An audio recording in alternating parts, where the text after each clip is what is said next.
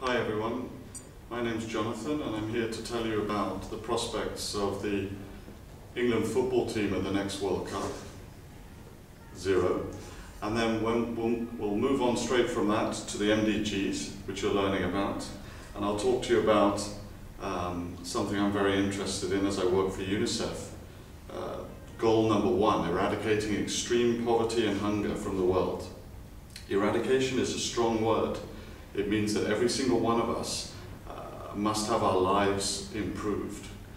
Those of us that are better off are okay now, but there are still a lot of people in the world who are living under $1 per day, and that's the way that the UN measures this. So we need to halve the number of people who are living on less than $1 per day, and we need to halve the proportion of people suffering from hunger.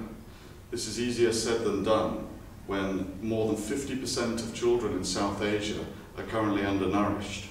How do you measure this? You can measure this by taking the upper arm circumference or the weight for height.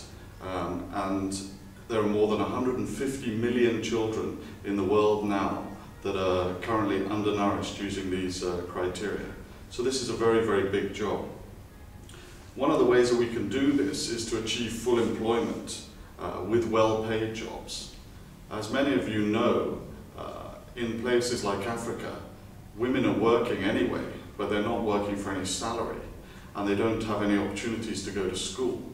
So if we could achieve some sort of full education where women not only attend school, but receive primary education and then leave and get secondary education, it will give them much greater opportunities. And I think that eradicating poverty is achievable, but it's a very, very big job. Something that is going to be an enormous challenge is conflict. As you know, conflict drives people from their homes. Today there are more than 50 million people in the world who are displaced.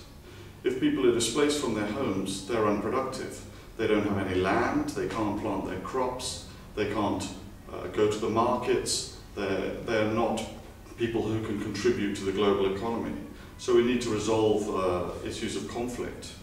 And we need to really invest heavily in girls' education. That's something that I'm very committed to and interested in. In a country like Sudan, where I've spent a lot of time, when you have 50% of the population who are unproductive because they're not able to get jobs, because they don't go to school, then you can imagine the burden on the rest of the population.